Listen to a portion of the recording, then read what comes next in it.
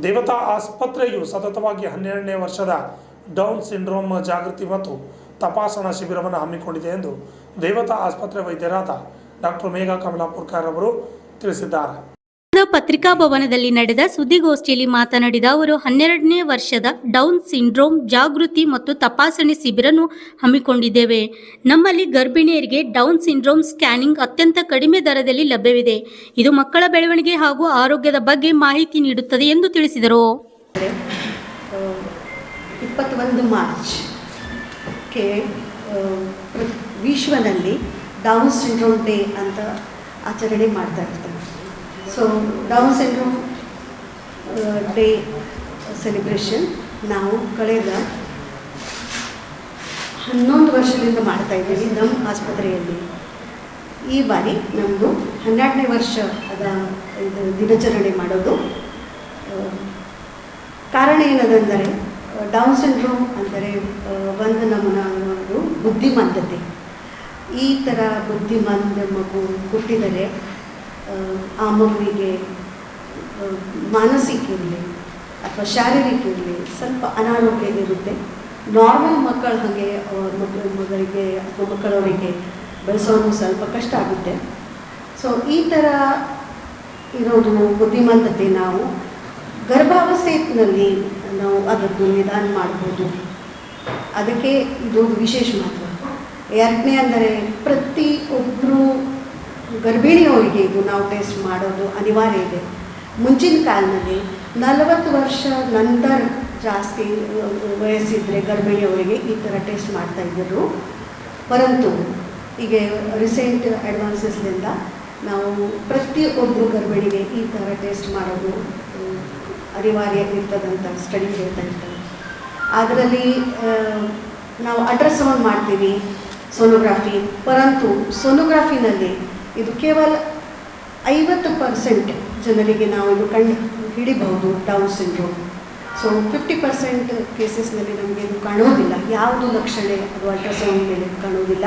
ಅದಕ್ಕೋಸ್ಕರ ಅಲ್ಟ್ರಾಸೌಂಡ್ ಜೊತೆ ನಾವು ಬ್ಲಡ್ ಟೆಸ್ಟ್ ಮಾಡಿಸ್ತಾ ಇರ್ತೀವಿ.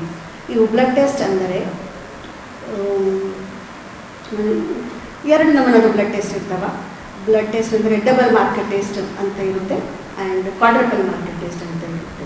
ಇದು ಯಾವಾಗ ಮಾಡ್ಬೋದು ಟೆಸ್ಟಿಂಗ್ ಅಂದರೆ 11 ವೀಕ್ಲಿಂದ 11 ವಾರದಿಂದ 14 ವಾರವರೆಗೆ, ಅಥವಾ ಈ ಪೀರಿಯಡ್ ಮಿಸ್ ಆದರೆ ಆ ಪೇಷಂಟು ಮತ್ತು ನಾವು 20 ವಾರವರೆಗೆ ಇದು ಟೆಸ್ಟ್ ಮಾಡ್ಬೋದು ಬ್ಲಡ್ ಟೆಸ್ಟ್.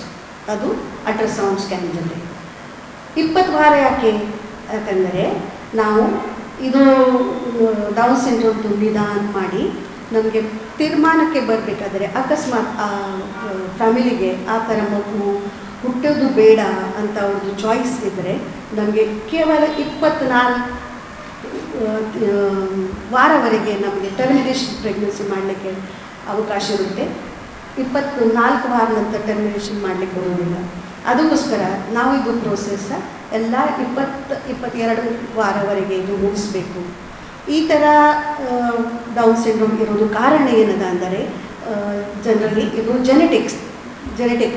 ನಮಗೆ ನಮ್ಮ ಶರೀರದಲ್ಲಿ 46 ಕ್ರೋಮೋಸೋಮ್ಸ್ ಇರ್ತವೆ. ಪರಂತು ಈ ಮಗುವಿಗೆ ಡೌನ್ ಸಿಂಡ್ರೋಮ್ನಲ್ಲಿ 1 ಕ್ರೋಮೋಸೋಮ್ ಎಕ್ಸ್ಟ್ರಾ ಇರುತ್ತೆ.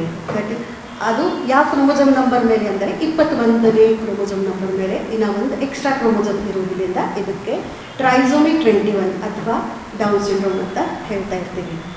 ಇದು ಇರೋದು ಕಾರಣ ಜೆನೆಟಿಕ್ಸ್ ಇರೋದ್ರಿಂದ ನಾವು ಮುಂಚೆನೇ ನಾವು ಫ್ಯಾಮಿಲಿನಲ್ಲಿ ಯಾರೊಬ್ಬರು ಈ ಥರ ಮಗು ಹುಟ್ಟಿದಿದ್ದರೆ ವಿಶೇಷ ನಾವು ಪ್ರಯತ್ನ ಮಾಡಬೇಕು. ಮತ್ತು ಇದು ಟೆಸ್ಟ್ ಮಾಡೋದು ಏನದ ಅಂದರೆ ಇದಕ್ಕೆ ಸ್ಕ್ರೀನಿಂಗ್ ಟೆಸ್ಟ್ ಅಂತೀವಿ. ಸ್ಕ್ರೀನಿಂಗ್ ಅಂದರೆ ನಾವು ಬರೀ ನೋಡ್ತೀವಿ. ಇದರಲ್ಲಿ ಈ ರಿಪೋರ್ಟ್ನಲ್ಲಿ ನಾವು 3 ರಿಪೋರ್ಟ್ಸ್ ಬರ್ತವೆ. ಅಂದರೆ low risk, medium risk, high risk. So low risk ಬಂದರೆ ಯಾವುದು ಮುಂದೆ ಟೆಸ್ಟ್ ಮಾಡೋದು ಬೇಕೇ ಆಗಲ್ಲ. ಪರಂತು ಮೀಡಿಯಮ್ ರಿಸ್ಕ್ ಬಂದರೆ ಇನ್ನು ಕೆಲವು ಬ್ಲಡ್ ಟೆಸ್ಟ್ ಮಾಡಬೇಕಾಗ್ತವೆ. NIPS ಅಂತ ಹೇಳ್ತೀವಿ, non invasive prenatal screening test. So ಅದ್ರ ಮೂಲಕ ನಮಗೆ 99% ಗೊತ್ತಾಗುತ್ತೆ ಬೇಬಿಗೆ ಡೌನ್ ಸಿಂಡ್ರೋಮ್ ಇದೆ ಎಂದು. ಅಥವಾ ಮತ್ತು ಹೈ ರಿಸ್ಕ್ ಅಂದರೆ 1000ಕ್ಕಿಂತ ಒಳಗಡೆ ಬಂದರೆ ನಾವು ಇಂಟರ್ಮೀಡಿಯೇಟ್ ರಿಸ್ಕ್ ಅಂತೀವಿ. ಬಟ್ 1/100ಕ್ಕಿಂತ ಒಳಗಡೆ ಬಂದರೆ ನಾವು ಅದಕ್ಕೆ ಹೈ ರಿಸ್ಕ್ ಅಂತ ಹೇಳ್ತೀವಿ. ಸೊ ಈ ಟೆಸ್ಟ್ ಮೂಲಕ ನಮಗೆ ರಿಪೋರ್ಟ್ ಹೈ ರಿಸ್ಕ್ ಅಂತ ಬಂದರೆ